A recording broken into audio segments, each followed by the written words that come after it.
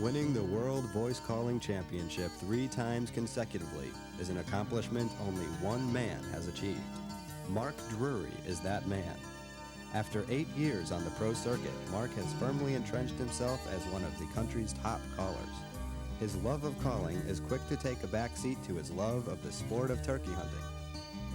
Mark, a gifted speaker, has a unique style that is fast making his video seminars some of the most sought after in the country. Working as a sporting goods sales representative, Mark works hand in hand with these quality manufacturers: Mossy Oak Clothing, Primos Wild Game Calls, Atsko Snow Seal Incorporated, and High Country Archery, just to name a few. Given his occupation, skill as a speaker, caller, and hunter, Mark is in tune at all times with the outdoor industry. More importantly, he knows today's turkey hunter and what they want to know. In Longbeards of the Spring, Mark Drury will start you on your way to becoming a turkey hunter of the 90s.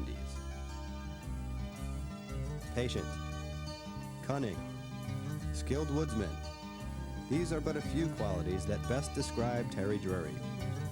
Having started hunting at a very early age, Terry has learned and perfected the skills needed to harvest any quarry, regardless of the situation.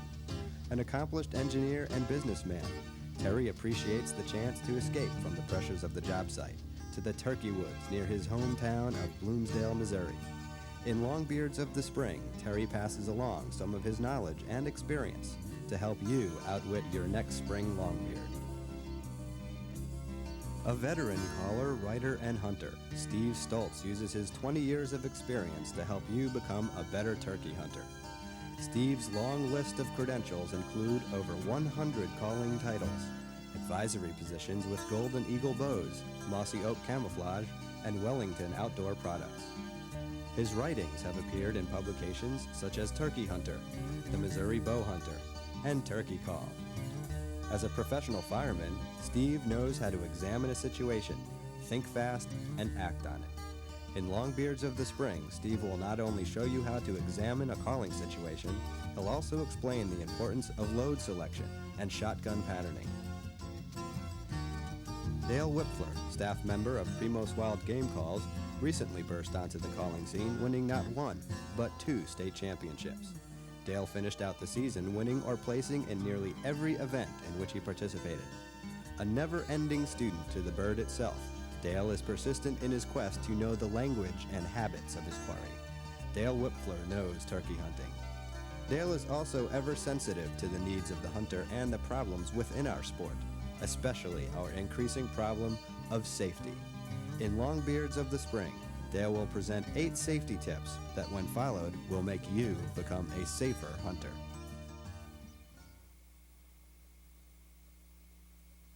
To hunt turkeys in today's woods, a hunter needs every advantage that he can get. Today's turkeys are smarter and warier than those birds just 10 years ago. The growing popularity of our sport has put more and more pressure in the woods each spring, and when you pressure a wild turkey, that bird becomes very hard to hunt. Smarter turkeys require smarter hunters. We're going to give you some rock-solid tips and advice on how to outwit these wary spring longbeards. We're going to show you how to pattern spring longbeards. We're going to tell you how to go out and roost a spring longbeard. We're going to explain to you some of their natures and their habits in hopes that the next time you deal with a bird that has hens with him, or you deal with a call-shy longbeard, you'll be better off. We're also going to give you prime times to be in the woods to get away from some of this hunting pressure. You know, with the ever-increasing pressure that Mark's referred to in today's woods, it is of the utmost importance to realize the need for safety and the place that it has in every hunt.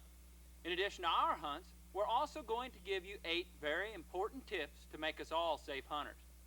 We hunted across the country this year, from the Catskills of New York to the cornfields of Iowa to the sagebrush of Oklahoma and back to the river hills here in Missouri. Although the terrain differed, the techniques that we employed on these spring longbeards proved effective time and time again. Everybody get ready, because like I always say, we're coming to you with Longbeards of the Spring.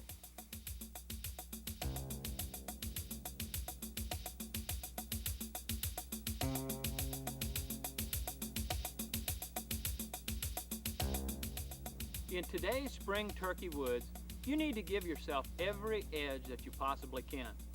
One way to help yourself is to try and locate a gobbler the night before. How do I like to do this? Well, I like to roost a gobbler the night before. And there are 3 very effective methods that I like to use. The most commonly used method is owl hooting. Many times, right around dusk or late of an evening, you can go out and give an owl hoot and get a bird to respond while he's on the limb. If that doesn't work, try the howl of a coyote. The shrill, squealing noise of a coyote is almost irresistible for a gobbler. And the 3rd effective method that I like to use is to give the fly-up cackle of a hen. Many times, if you just want that gobbler to know where the location or the general vicinity is, if you do a fly-up cackle, many times the next morning he'll respond to that and come to that position. So try and use these methods. I think they'll be very helpful for you.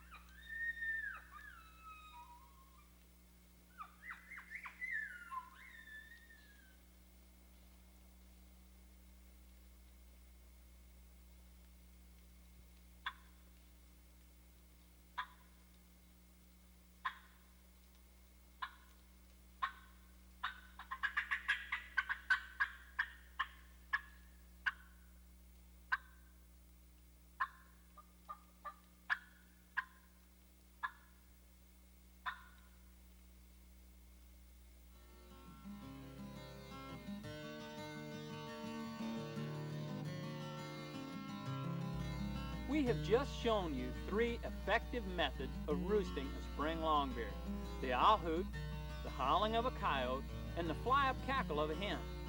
Now I'd like to talk a little bit about a method that works hand in hand with roosting a longbeard, and that is patterning a longbeard. You're about to see a hunt that involved both roosting and patterning, but the patterning was the key to our success.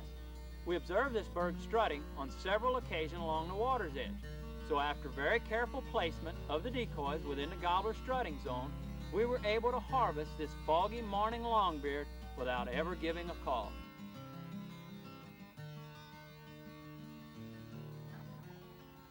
He's up on that hill over there. Let him come down. Here you can see where we place the Featherflex decoy. It's important that when you hunt with a decoy to place it within the effective zone of the hunter. Generally, this will be a distance of about 10 to 15 yards. Keep in mind, however, to put the decoy in a location where an approaching gobbler can spot it easily.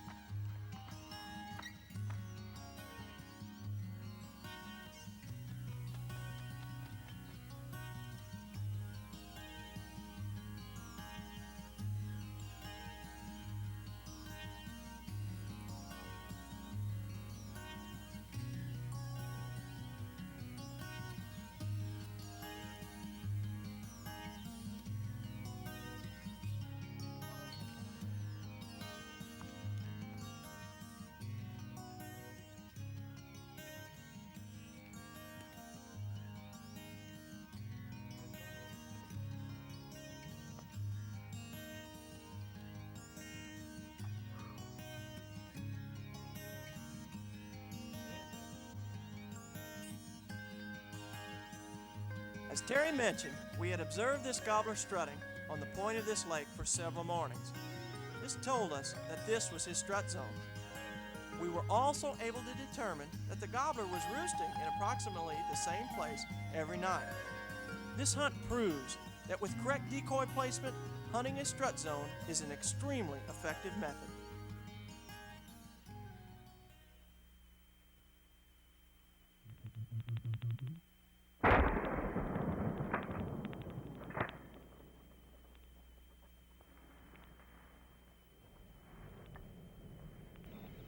Well, if that's not a foggy mountain gobbler, huh? That's a good one. You know, when this sun starts to raise, I think it'll start to burn some of this fog off. Yeah, it should. So we probably ought to try and get on another one if we could, huh? Hey, sooner the better. All right, I'll tell you what, due to the fact that we're in a public hunting area, we probably ought to make sure and get our orange out, huh? Yeah, hey, that's a good idea. There we go. Can't be too safe, you know. Never. Why don't we head on down to the boat and see if we can get on another one? Okay.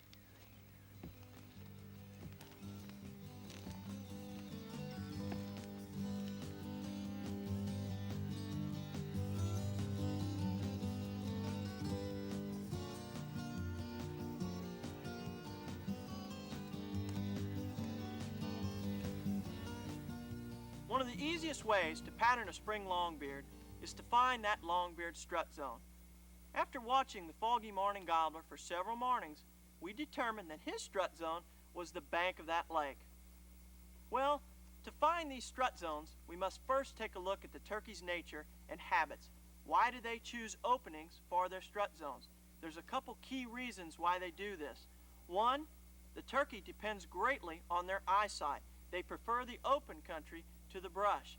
And two, they use the openings to display for the hens and impress them, and the hens generally go to the gobblers and mate. So if you can find their strut zone, the use of a decoy is also another lethal weapon when hunting strut zones. A properly placed decoy can sometimes be twice as effective as all the calling in the world.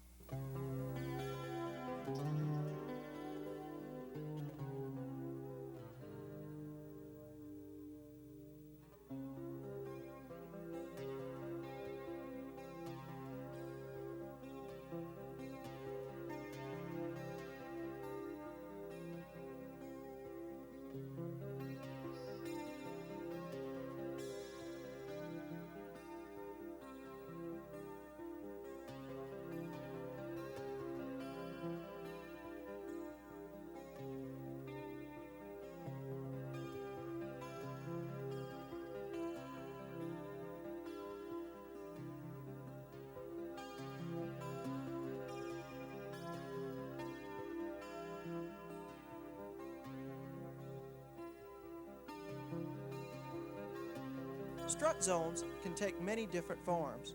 Some of the most common are openings in heavy woods, cedar glades, and of course, open pasture fields. Key things to look for when searching for a gobbler strut zone are tracks, broken wing feathers, and fresh droppings.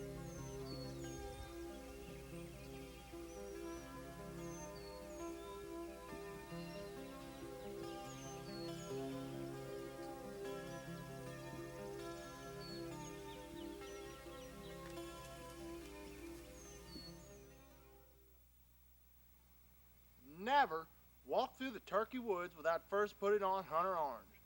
Should you bag a nice bird this spring, make sure you have that hunter orange visible for the walk out of the woods. Never identify a turkey by sound or movement. Always wait until you see the bird clearly. And in the spring, use the beard as the only means of legal identification.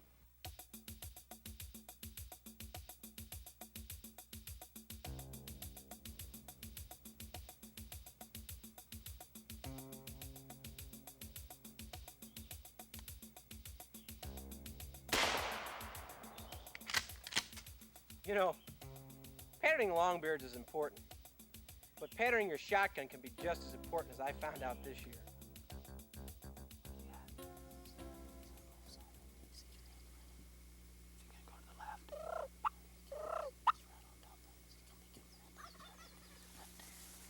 These 3 hunts prove exactly how important something as simple as patterning a shotgun can be.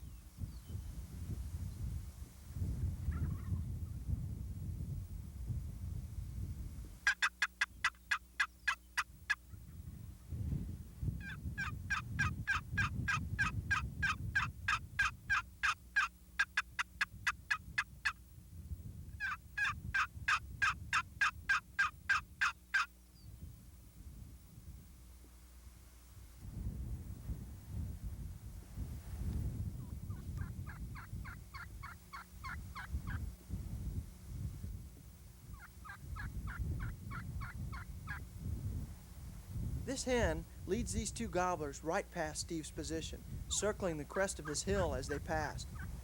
When moments later they popped up from behind, presenting Steve with his second opportunity within hours after his first miss.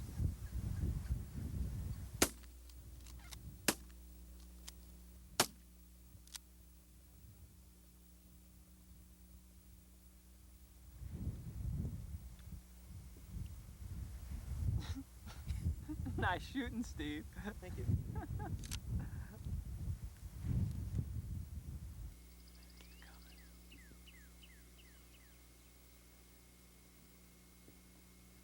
got him. Let him go. Anytime.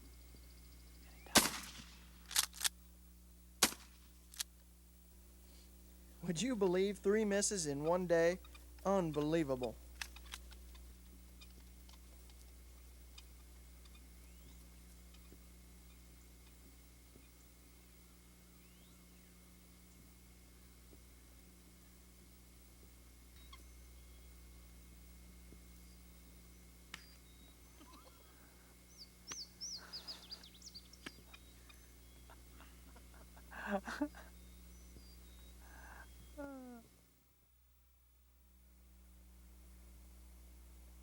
As you can see, missing a wild turkey is not only frustrating, but it's also embarrassing.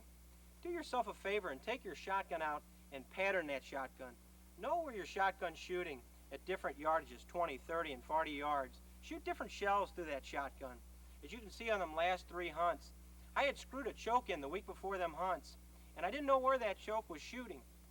And so I was shooting high and missed all them turkeys. That was a mistake, my mistake. I can tell you, next time I go out, it won't happen again. I'll know where my shotgun's shooting.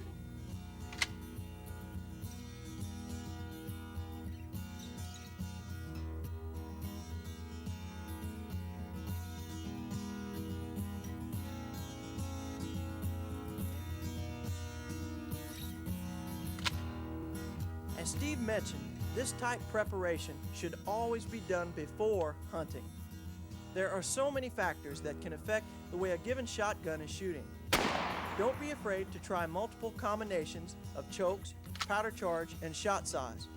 Find the combinations that best fit your gun at ranges varying from 10 to 40 yards. But always keep in mind, no 2 shotguns will ever shoot the same.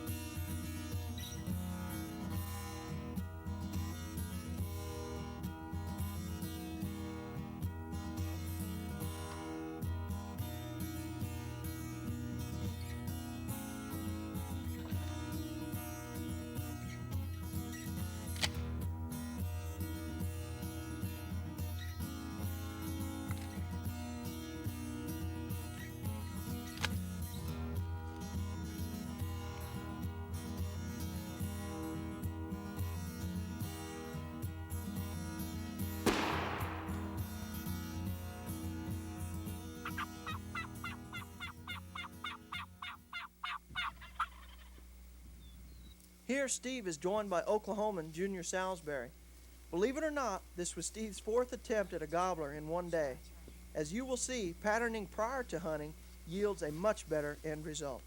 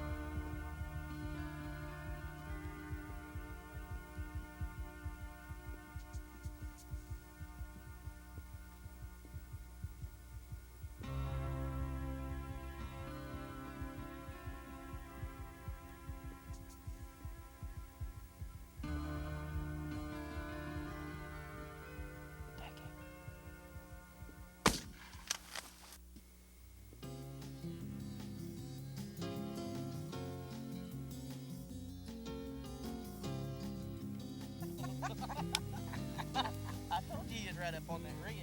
Yeah, he was right over there, about 75 yards over this, across this hill. He was heading this way He was ready to come go. to roost. He's ready. He's going to roost right down here with him and that Jay. Man, I'm glad. I'm glad. Let's go get another one. These Rio Grandes are hard to hit. Oh, they're I'm tough. telling you. Yeah, they're tough. Let's go kill another one. Let's go.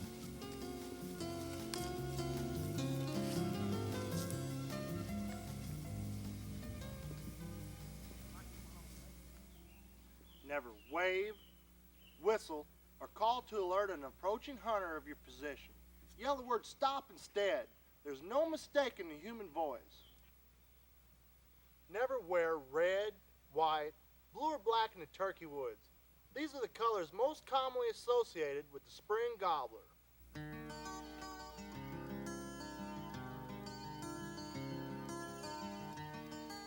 Foul weather longbeards. That's what we're going to be talking about in this section. In today's spring turkey hunting, you need to give yourself every advantage that you possibly can. One advantage that you can easily give yourself is to hunt more often, even though Mother Nature might not quite agree with you. Try hunting a rainy day, or try hunting a windy day. The turkeys will still be out there gobbling and strutting and mating. Maybe you'll get lucky, just like I did, this windy Oklahoma morning.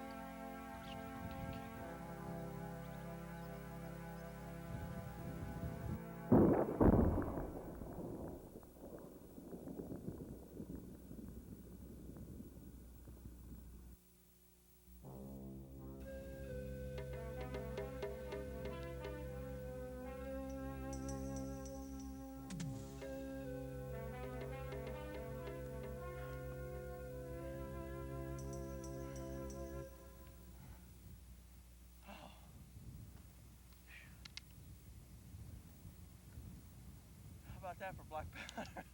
Good shot. Oh. You know, to kill a spring longbeard with a modern type shotgun is quite exciting. But to come in and kill one with a muzzleloader just adds all that much more thrill to the hunt. We came into this area this morning. We glassed these two toms from on top of the hill. We were lucky enough to get in within about 200 yards of them, which was hard in this open terrain. But we were happy with 200 yards. We set up, we did a lot of excited and loud calling. Well, why was I calling loud? One, because we were in an open area setup. We had the decoys out also to help out. And two, as you notice, we're hunting here in western Oklahoma, and it gets quite windy. And when you're hunting windy conditions, there's a good point to be made. You have to call a little bit louder. The reason for that is that loud calling will cut through that wind and get to those turkeys. Another point that you might be interested in is you might try a friction call, a box call or a slate. They seem to cut through a little bit better. In this case, it worked out pretty good.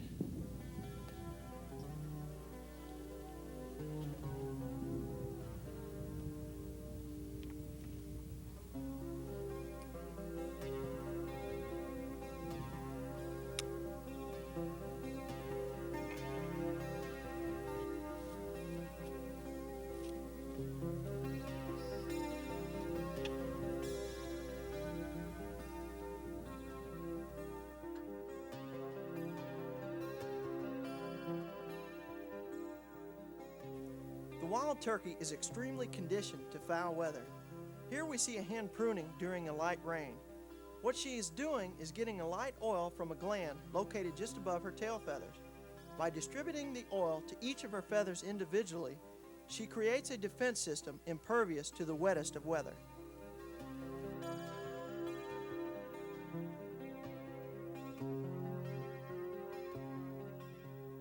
The defense system that Mother Nature gave the wild turkey enables them to endure even the fiercest of weather. We as hunters should be prepared to endure the same type of weather. Some of my most active days afield have been during the foulest of weather. If you can stand a little wet weather, you might get lucky just as I did this rainy April morning.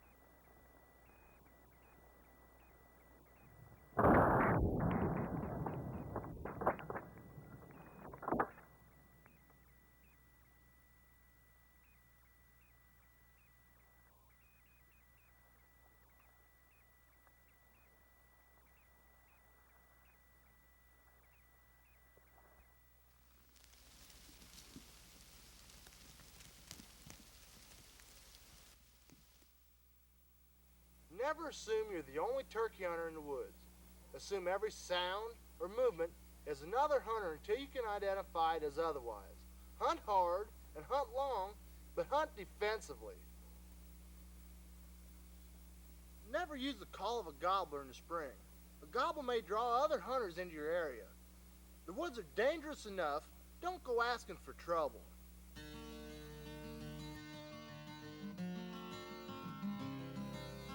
As our sport grows in popularity, so does the amount of pressure on spring longbeards. Never before has it become so important to understand the wary behavior of the wild turkey and how easily they can become a call-shy longbeard. When dealing with these call-shy birds, we must become smarter hunters.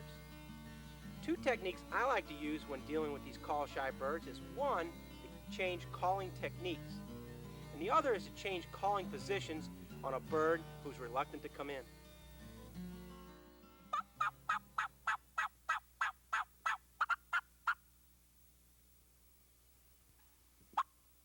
Here's that calling change that Steve was talking about. He changed from excited cuts and yelps to just soft clucks. This is a very good remedy for gobblers who hush down with the first hint of excited calling. A call-shy gobbler is a bird that feels pressure for a given period of time. If you as a hunter can read this reaction and adjust to softer calling, your results may change dramatically.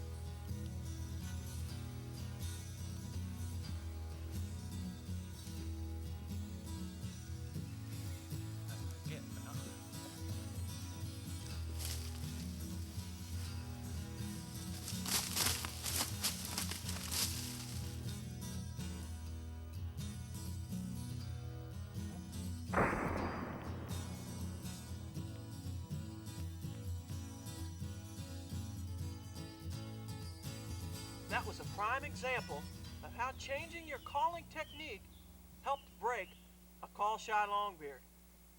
Steve went from excited yelps and cuts into plain old clucking, and that brought that gobbler in. It eased his mind. Well, I found out on a Catskill gobbler that the change of position is just as important. After changing my position just one time, it broke that gobbler from his position, and he came in and I was able to harvest him.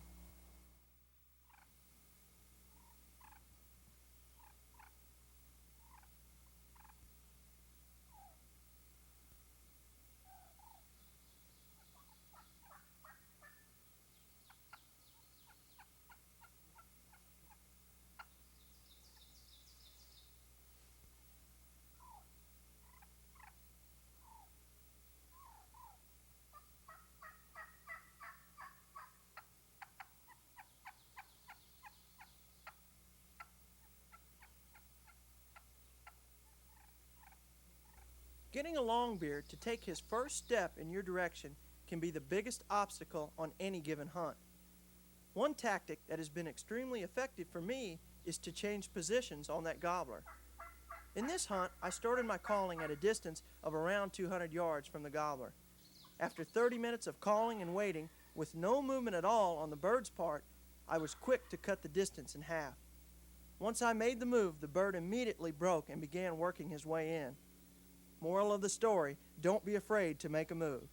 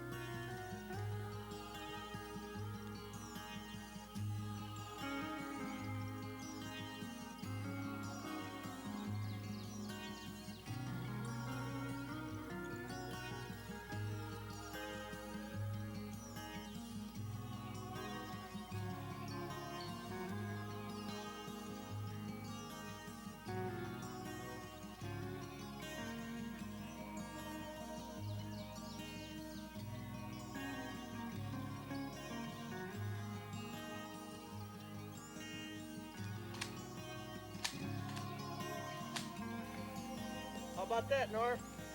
Hey, unbelievable. Huh? Look at the spurs on it. Look at the spurs on it. It's been a long time since I've seen spurs like that. I'm telling you. That is a good spur. That's inch and a quarter, at least inch and a quarter. It's a beautiful bird. I'd say 20 pounds. I tell you what, the key to the whole thing was changing position. Yeah. Never let excitement, nerves, or panic guide your behavior. Always try to remain calm and in control. There does not exist a gobbler that is worth a human life or injury. Remember, when hunting as a team in the spring, always know where your buddy is. The most common accident is when one hunting partner shoots another. Don't let an enjoyable trip afield turn into a lifetime of tragedy.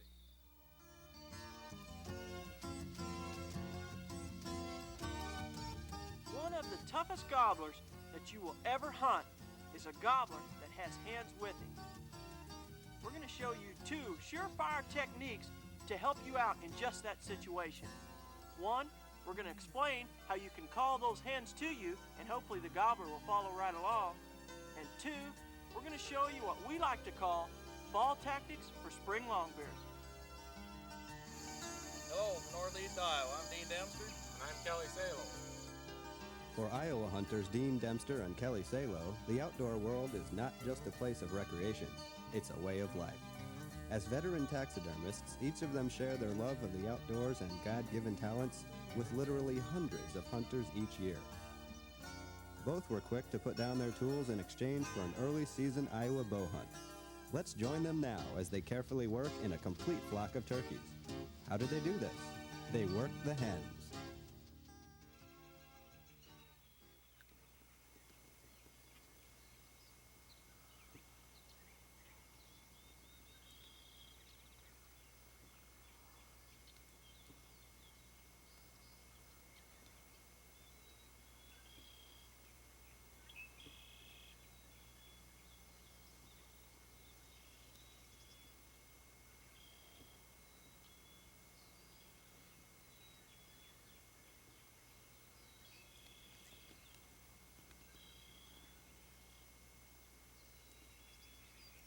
Oftentimes, the failure of a bird to come your way is caused by the presence of hens. When you encounter this type of situation, a good method to employ is calling to the hens rather than the gobbler. By putting feeling and a tone of challenge in your calls, you might trigger a response from the boss hen in the group. Here, Kelly does just that, as he mimics the lead hens every call.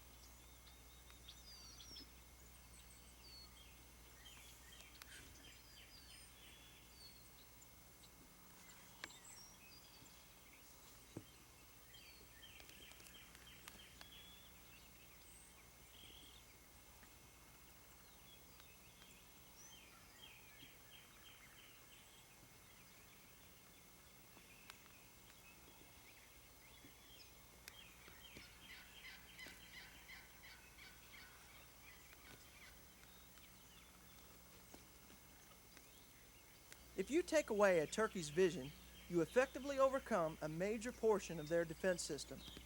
This footage stands as incredible testimony to the effects of good camouflaging techniques. Kelly's mossy oak blends in so well, he is able to draw and harvest this gobbler in front of several sets of eyes.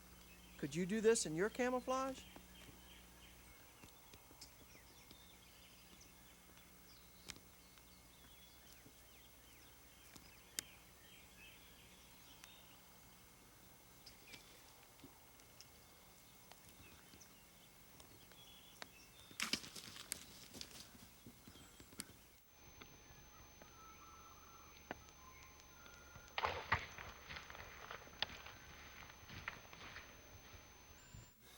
had a hen behind us helping us out a little bit. She started yelping, and I just started imitating her, and the hens come trotting towards me, and they came right to me. I thought for sure they were going to burn me. They were staring me right in the eye. Can you remember last fall when you split up that young group of birds? You set up in about the same area and carefully yelped and kikied those birds back to your position. Well, that flocking tendency that was there last fall is there to some degree all year. The wild turkey is a flocking animal, and this tactic also works in the spring. Even though it goes against all rules of spring gobbler hunting, you can take a gobbler that has hens with him and split that group of birds up and attempt to call them back together. You separate that gobbler from his hens and see if it doesn't become a whole new ball game.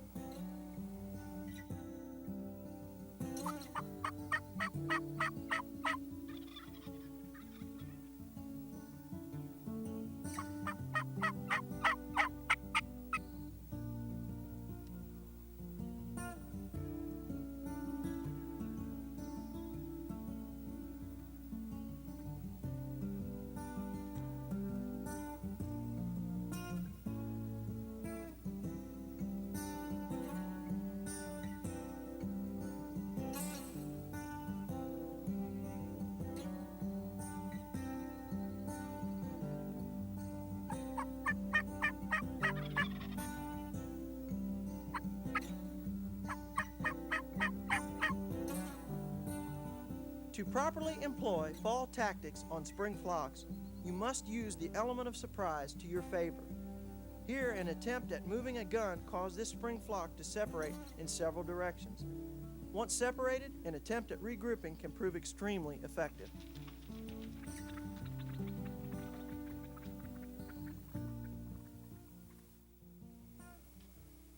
The element of surprise.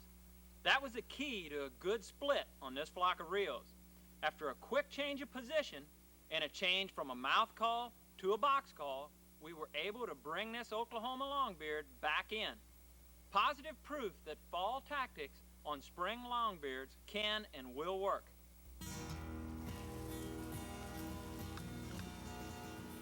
Terry is joined on this hunt by Oklahoma native Jeff Steele. Jeff, a staff shooter for high country archery, has won the Oklahoma State Championship 17 times. Jeff's persistence for tournament-level perfection is ever present in his quest for spring longbeards. Here, he uses his knowledge of the terrain to help Terry connect with this Oklahoma longbeard.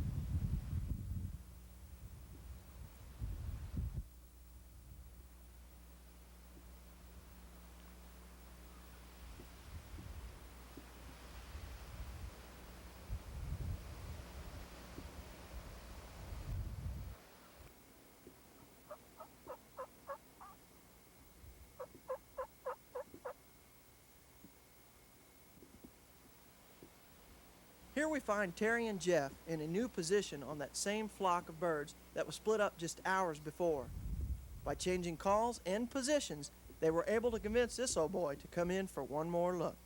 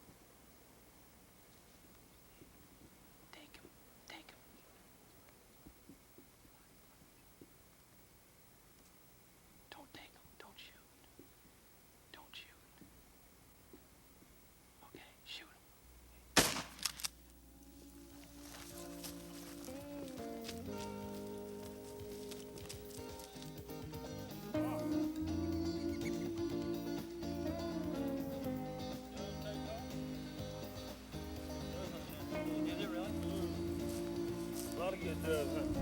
What a good day. But I bet you turkey is a lot better. Oh, right now it is, partner. What you got coming down real wrong?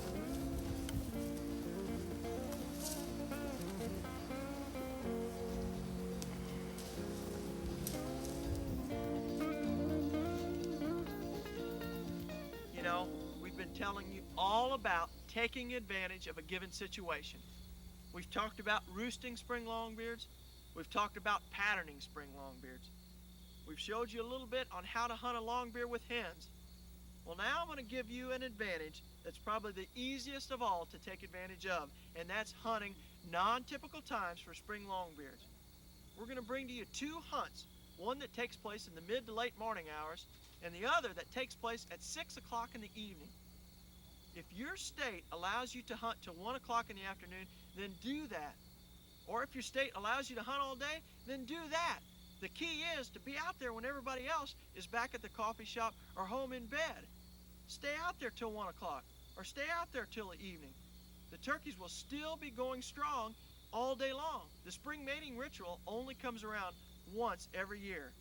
So stay out there and take advantage of a non-typical time for a spring longbeard.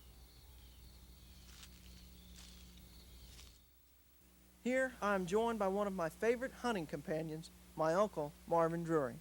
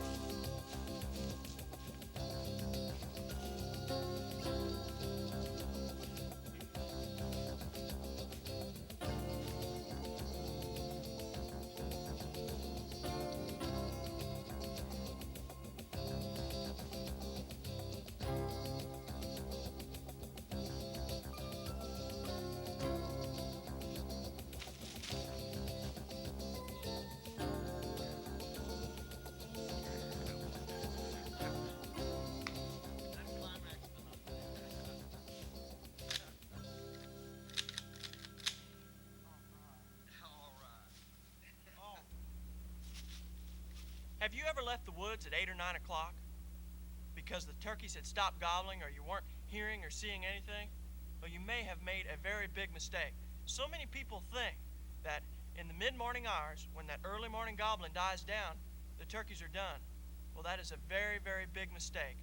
We just had one of the most beautiful hunts I've ever experienced on a spring longbeard, and it is now 6 o'clock in the evening. They do it all day long, folks. That spring mating ritual only comes around once a year.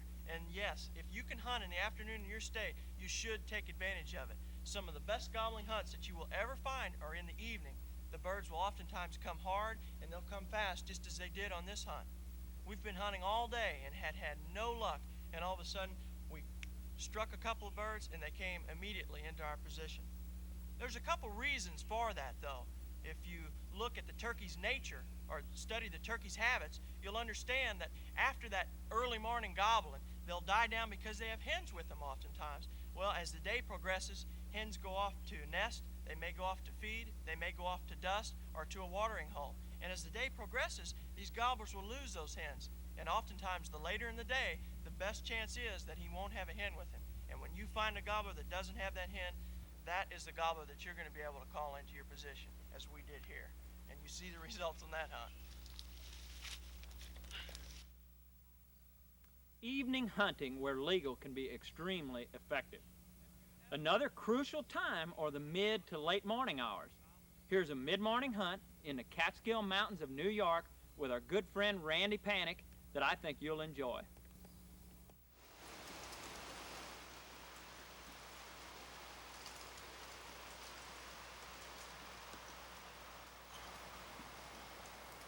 Terry joins forces here with longtime friend and champion caller, Randy Panic. A native to this Catskill mountain terrain, Randy has been hunting mountain gobblers his entire life. Couple Randy's familiarity of the terrain with his unbelievable ability to blow a turkey call, and you will see you have created a lethal weapon.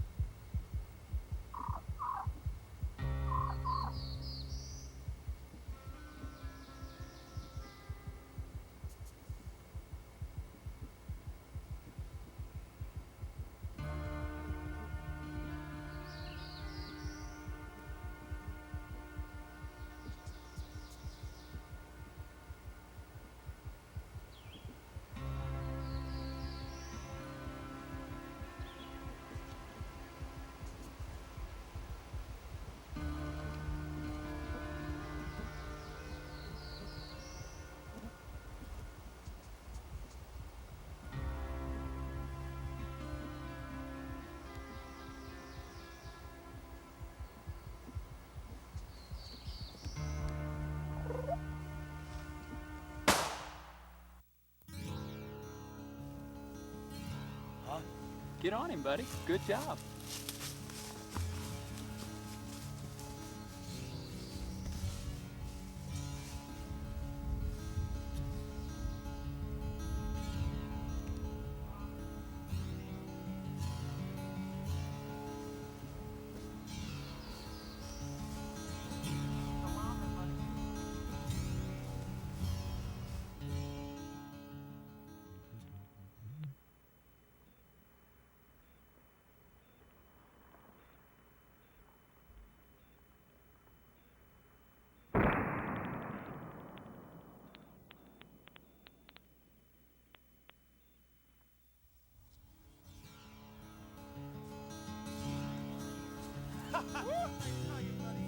Call this one. Yeah. What a fine bird.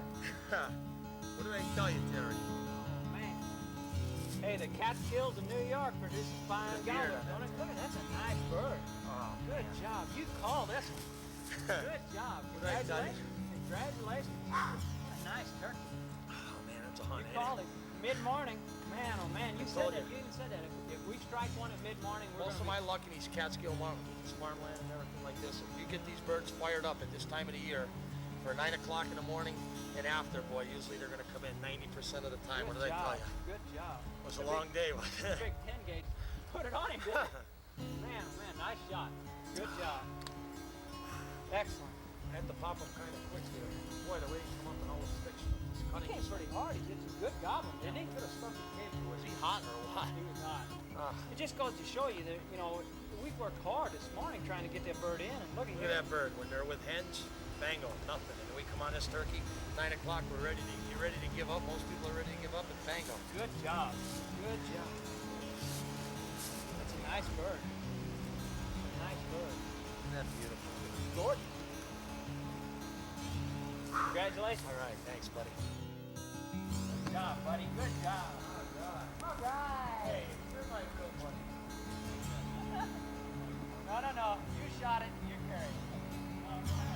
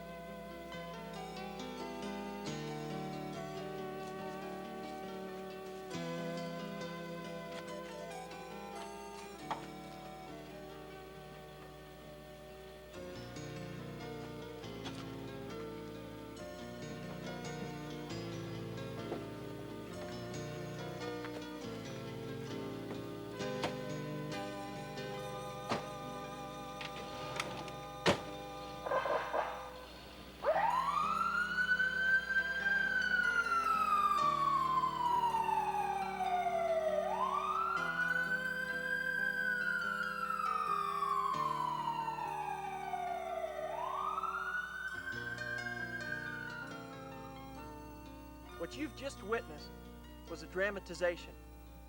The hunters in this case were actors. But this is a scene that happens way too often in our spring turkey hunting woods. Each year there are hundreds of scenes that go on just as this one did.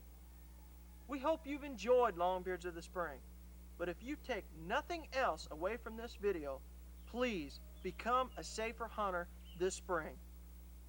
Before you ever pull a trigger or release a bowstring, identify your target, because once you've released that energy, you will never bring it back. And if you become involved in a hunting accident, this is something that will live with you and haunt you for the rest of your life. I'm Mark Drury, and I thank you, but please have a safe hunt.